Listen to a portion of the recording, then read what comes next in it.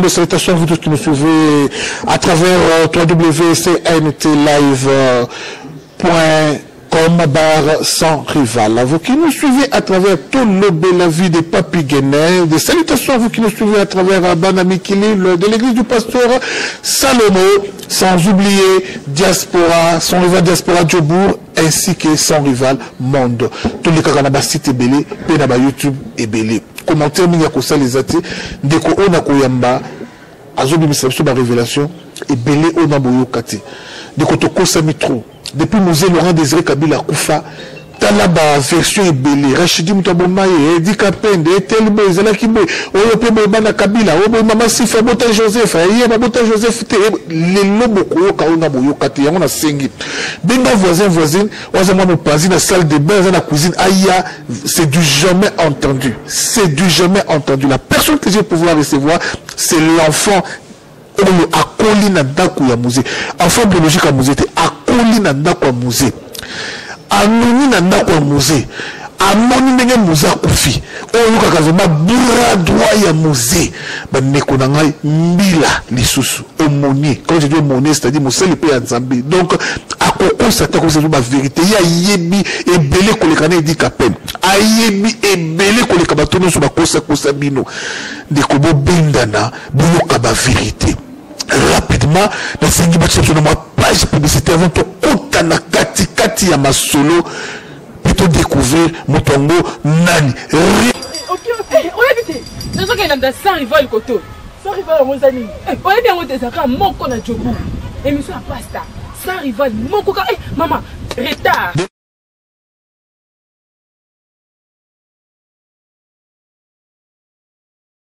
Bonjour, monsieur le journaliste. Une brève présentation de votre part. D'abord, aimeriez-vous qu'on parle le lingala français? Tout dépend de vous. Non, tout dépend de... Nous pouvons parler dans une langue qui permettra que tout le monde... Ok, c'est bon. On utilise les bilingues. Lingala, ça comme moi bien. Yes. Alors, qui êtes-vous au Moni? Kombo Nani pe Ozanani? Kombo Nanga Shindani Lemba Gabriel. Au Moni, il y a garde républicaine pendant 16 ans et demi. La présidence de la République, na bandana Mosé Laurent Désiré Kabila, tikino na pouvoir oyo ya Barwande nde na boyaki ko travailler na bango nde nazana exil. Shindani Lemba Gabriel, aux originaires à Wapi? Naza originaire ya Bandundu. Ok, c'est bon. Shindani Lemba, tu as besoin de témoignage dans temps où vendu dans le musée. Témoignage dans le positif, il y a musée. Et là, on a une richesse spirituelle où il n'y a pas musée. Mais comme il y a malam, il n'y a pas musée. Mais comme il y a malam, on a la richesse, on a la monnaie pas à musée Laurent Désiré Kabila Ezali. Le patriotisme et l'amour de la RDC. Le patriotisme et l'amour de la RDC. Alaxé, on a nini? Alaxé, on a misala. Pe azaki kotangi sa soda moko na moko à partir pe ya ba acte na ye. Kotindika biso kolinga mboka oyo ya biso Congo. Ah, ça c'est très bien. Vinae normal, vinae ababa passant ndenge vinae la journée. Vie normale ya Mzee Laurent Désiré Kabila azaki mutu moko ouvert à tout le monde. Vouloir vivre avec tout le monde. Okay. Partager avec tout le monde. Comprendre tout le monde. Faiblesse n'est-ce que Zanini?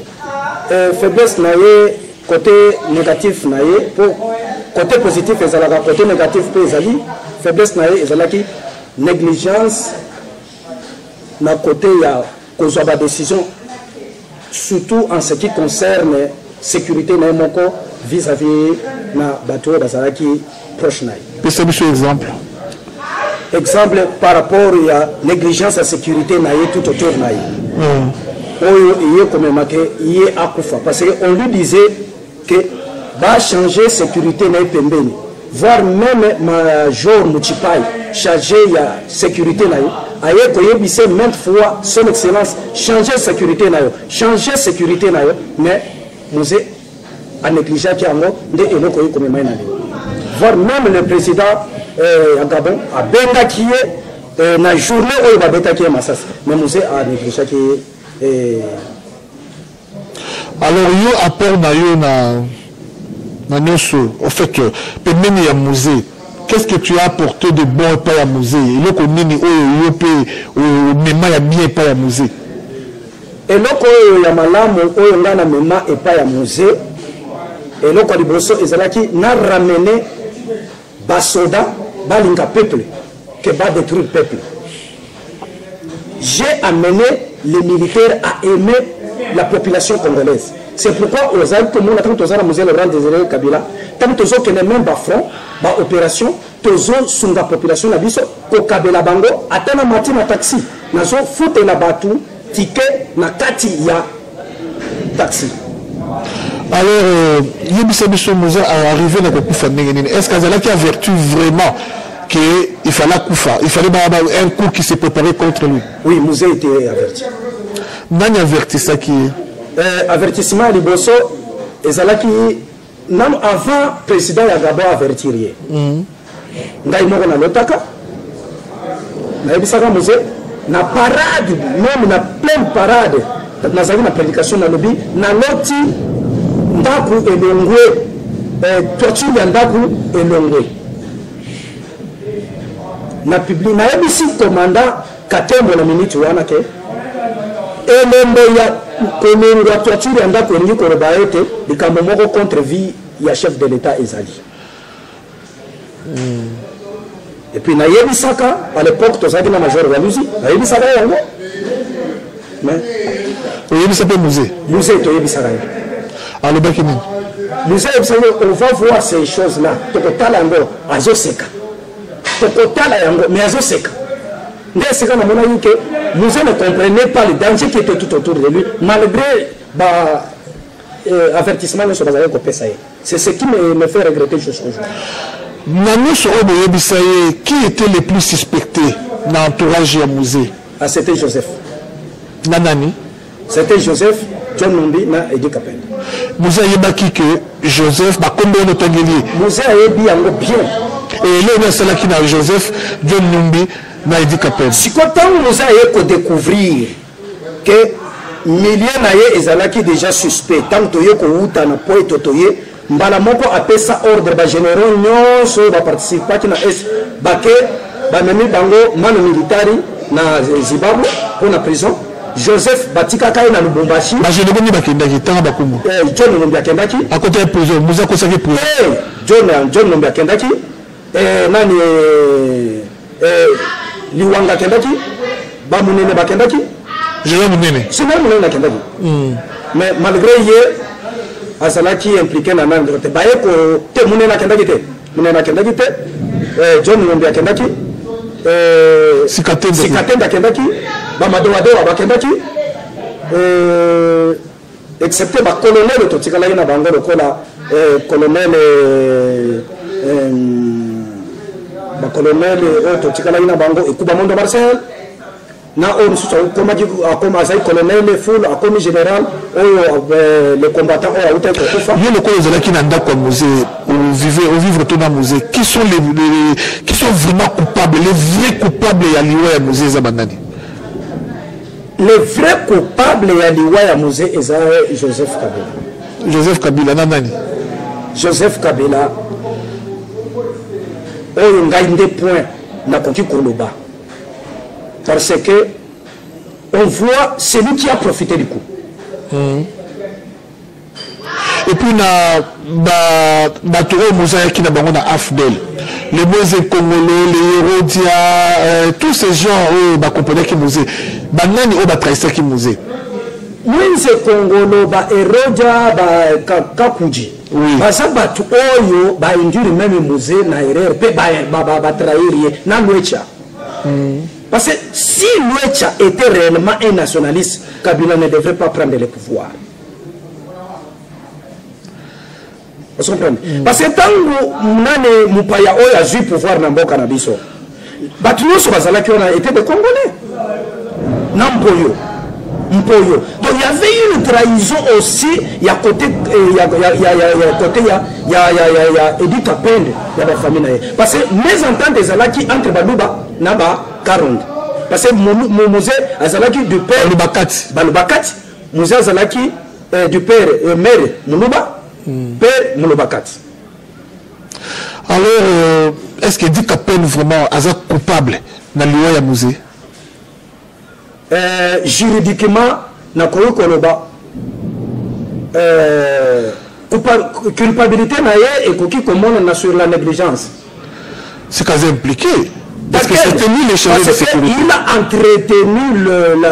Il a entretenu des discordes, des mésententes entre les bérets noirs, qui sont plus fidèles, dans le musée Laurent Désiré Kabila, et les bérets rouges. Parce que avant le musée assassiné, les bérets rouges avaient déjà pris, mais il y a réjouissance. Puis moi, on a dit puis moi, on a tapé ça, il dit qu'appelle. Puis moi, on a dit pourquoi, mais pourquoi les bérets noirs n'ont pas eu pris Mouana?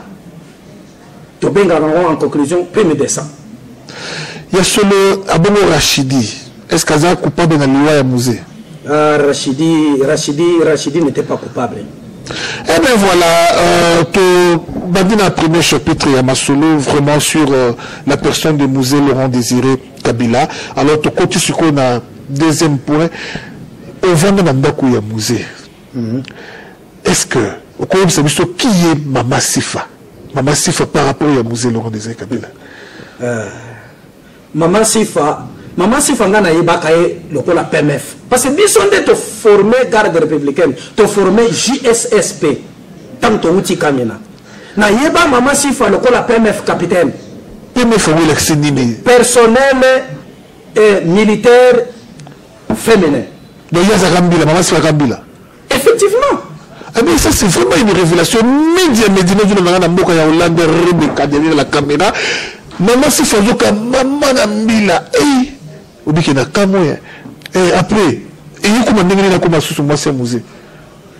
Bon, ils ont dit complot parce que maman Sifa, Mkolo musée, baye comme Makori à musée, Mkolo musée à Kofi. Maman Sifa, Babimisa qui est en prison dans Makala. Asaki na prison parce que attentat qui avant le musée Koufa. Maman Sifa attentat qui déjà empoisonné le musée Laurent Désiré Kabila. Mais musée pas qui lâche.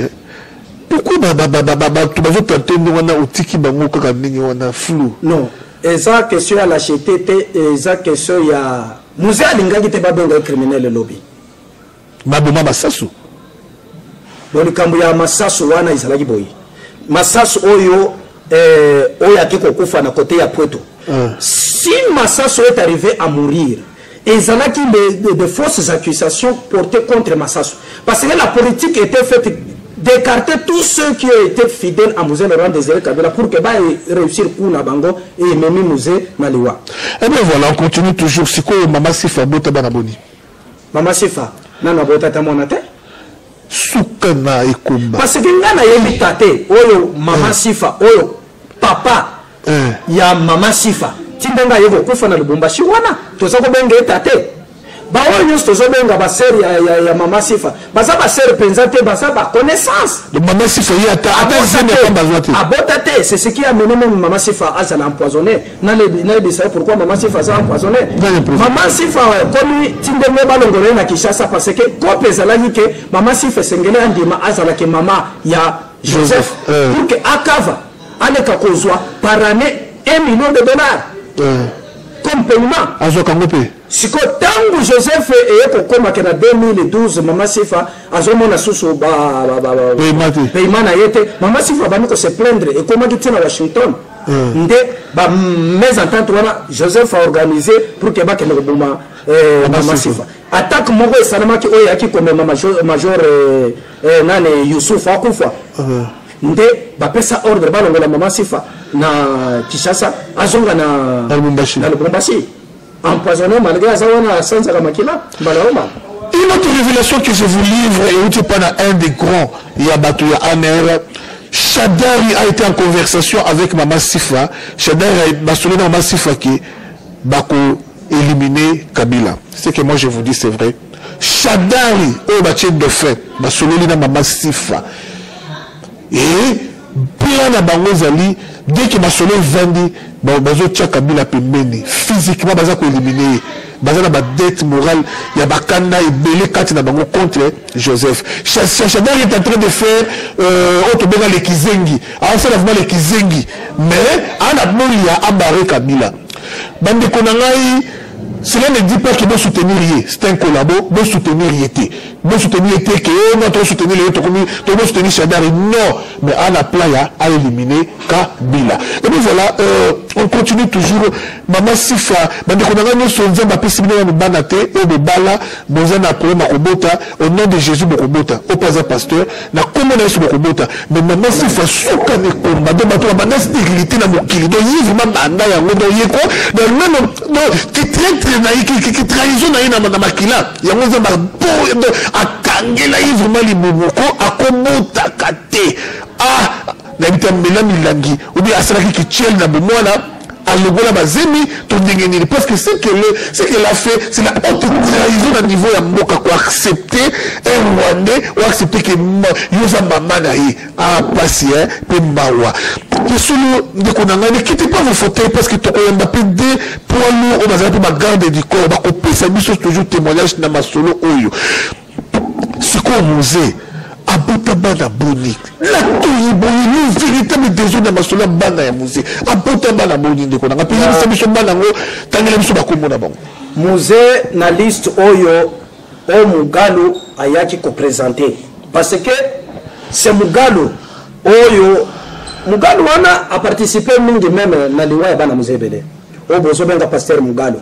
Musée na liste nga na yebi na mona epa ya mama Kibawa. Musée a laissé 53 enfants. Ah, bandila 53 enfants. Oh, c'est oyo yoko kikoboya te parce que bana ya musée tangu nga na zana résidence musée la kisa biso ndenge na koko découvrir bana ya musée. Ozo prendre na bakingo na bango misapi na bango na lolenge na bango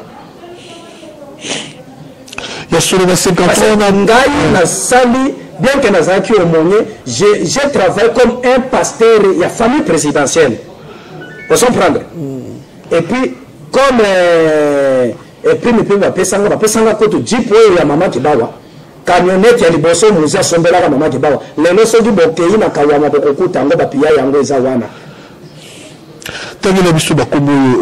Parmi les 53 ans.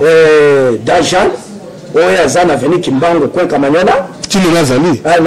Azana Kimbangu, Kwen Manyema. Soukana Yuma. Il est Azawana. Soukana Yuma. Makandisa Monokopo, Azobanga Liwa. Tu continues. Toza na Amis.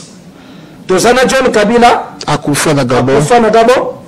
Toza na Ibrahim. Toza na Emmanuel Kabila. A un vrai fils de Kabila. Vrai fils de Kabila. On confirme encore qu'Emmanuel Kabila est un vrai fils de Kabila. Moi j'ai été conseiller même à Emmanuel Kabila.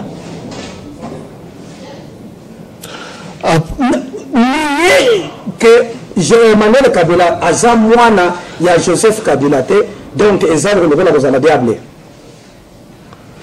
Na kotangela kombe ya Sœur Emerance aza mwana pe ya Kabila Emmanuel o mobali Esther effectivement tindenge azoya na fiançailles kozwa mwasi na Lubumbashi wana ngai na wana liso to sa wana na mariage na yeko tufali pour beta effectivement. OK, on continue après Emmanuel tozana mwana ya chala mwana ya suka mwana ya beta mwana ya suka ya José Laurent Désiré Kabila aza mwana ya chala mwana wa papa na ngai do chala mwana bota na musée. Effectivement, je le confirme. Alors tu continues. On s'en prend. Et puis Toza Étienne Kabila. Étienne Kabila vraiment personnellement crédiblement na monaka kombo ya Étienne Kabila na liste wana te parce que na mona inano yete. On s'en prend. Na mona yete. Parce que na koko le baté mutonga na mona. Étienne Kabila, pour la première fois, Étienne Kabila, lorsque je suis arrivé ici, Mukolo Oyo Hyper Sadek, Oyo et Sengi et Panabango, Nabato Basagi na prison, Obakangama na Jobo, ba libéré Bango. C'est l'Hyper Sadek, Oyo a Sengaka Banotwana, Nikanda na Bango, non seulement identité na Bango, Atinda na Londres etinda na Amérique pour que va libérer Bango na nani wana. Et puis Étienne Kabila n'est pas parti à wana il y a un certain Étienne Ok, c'est bon, 53 enfants, ça peut aussi être possible qu'Étienne soit son enfant, parce que vous savez, avec la polygamie, la vie, la sexualité exagérée, il a fait des enfants par-ci par-là. Ça, on ne sait pas, on va vérifier, parce qu'on m'appelle Étienne Kabila, dans le volume Oyo et Koya. Musée, moi, si n'a officiel les années. Basi officiel, son alobi moi si, wana ezalikam. Parce que lui-même, Musée a refusé de présenter ses femmes. Ngai tant qu'on a le pan, on a zali wana, na monaka ba maman mi bale. Ba maman mi bale, misatu. Au Bazakoya, avant de Musée, un mois, toutes 2 semaines, à Salinini, accueilli. Na maman Moussoussou, Oyo, Sokotali Mukolo, Oyo, et Bembe à Musée, na Lubumbashi. Maman Moko Azalaki Pembe, Koutou maman, na Bayaki ko écarté pour que apparaître Koutoute, na Bembe, parce que comme na Bango, vous déjà maman Sifa, Abi Malheureux, la première dame. Ndé, au moins disparition, maman Wananyos, toutes ces mamans-là ont été écartées. Alors, le corps de bus qui plus intéressé, lui-même Musée ne nous avait pas présenté Bango automatiquement. Nous ne sommes pas intéressés dans la maman Wana. Bon, c'est quoi ma femme célèbre Oyo Yebi, Musée Bimana Banane, bien Botana Banane, à part Tchalamwana. Na basi congolaise au Bayébana, le la maman Agathe, où il a dirigé le mouvement na Bango. Maman Agathe Moulimbi. Alors, après moi, c'est Musée. Na konti ko confirmer yango te parce que dans susu abimana mbiliabel était wana na ibité wana vraiment na ibité wana penza abimana basa mi konzi mususu te parce que autant ya nani ya Mobutu on a connu Mobutu abimana na batel abimana basa liaou abimana basa boyebolo tout ça bato bakoki ko suspecter parce que vie privée pe ya moto ezalaka. Parce que vie sexuelle, il y a comme mené wana. Azé qu'on diga ko balate, ko vendre seulement si nanda ko bien. C'est comme et ko na Musée, c'est un papa que je respecte beaucoup. Musée le Cambo est comme mené, azaki na vie exil. Vie exil. On a une mission de la vie exil. On a empêché à Syrie na la foyer. Vie exil famille oyo etikana ki na Lubumbashi na mama oyo azalaki na Kindu. Bakanga maki na Kindu. Vous comprenez? Alors, vie à Maki, et ça n'a quitté que tant que nous allons se déplacer de pays en pays, à qui de avec Nabassi. On va jouer à quel côté, à quel côté, nous sommes arrivés à la fin de cette tranche avec l'aumônier. Je crois que c'est le premier volume. Le deuxième, il y en aura. Troisième aussi. Alors, avant que tout y ait garde du corps, ou la ceinture, vraiment, tout ça besoin, il y a les téléspectateurs, qu'est-ce qu'on peut retenir dans Makamunos Oyo Lobby, prudence Nino comme Mabango, dans tout ce que tu as dit, leçon Oyo tiré. Leçon Oyo Ngana tiré, tant qu'on a vendu Pembeni à Musée, il y a Liboso Ezali, Tolinga Congo. Peuple congolais, Tolinga Congo. Congo ezali premier héritage oyo tokoki kokufa pona yango tobatela yango point ya mibale ezali bandeko biso nyonso tozokende ndeko na ngai na vio tozali kokende yeba kopresente bana na yo to mwasi na yo epai ya ndeko na yo. Parce qu'on ne sait jamais lobby et koki kokoma likambo nini. Et loko ya misatu oyo tozali koloba ezali unité nationale bandeko na biso to sauver mboka na biso ya Congo na unité nationale to prôner to tika tribalisme parce que tribalisme ndeko isaki pe gouvernement pe ya Musée bandeko to sauver Congo na biso. Baye bazana pouvoir mukolo moko te bakolinga mboka parce que na lobaka ngo toujours que ndenge na travailler na Musée na travailler na mwana ndeko ya zoko kamba mboka ndeko un vrai Congolais n'acceptera jamais de travailler avec ces messieurs-ci. Un vrai Congolais. Et puis na ndenge na yebi mwana ndeke oyo azokamba mboka un vrai politicien akoki kovivre na Kinshasa te wana nde contribution na nga depuis que je suis en Afrique du Sud je n'ai jamais fait de telles sorties mais c'est aussi de ma responsabilité de le faire maintenant pour sauver notre nation pour que demain qu'on puisse se souvenir de cette grande nation qui est la RDC. Vous avez traîné Edi Kapende. Edi Kapende. Oh. Et très bon, très tôt ça Edi Kapende. Edi Kapende aza congolais, ngana aza congolais. Et bien voilà, je crois qu'on va pouvoir recevoir les deux gardes du corps et la ceinture.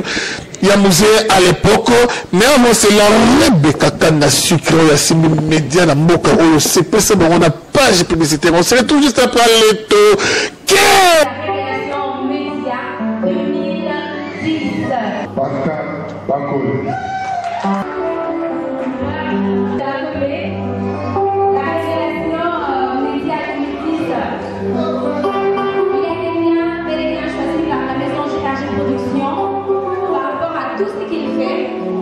Et aujourd'hui, il y a une gratification de la part de la maison JRG Production. Félicitations.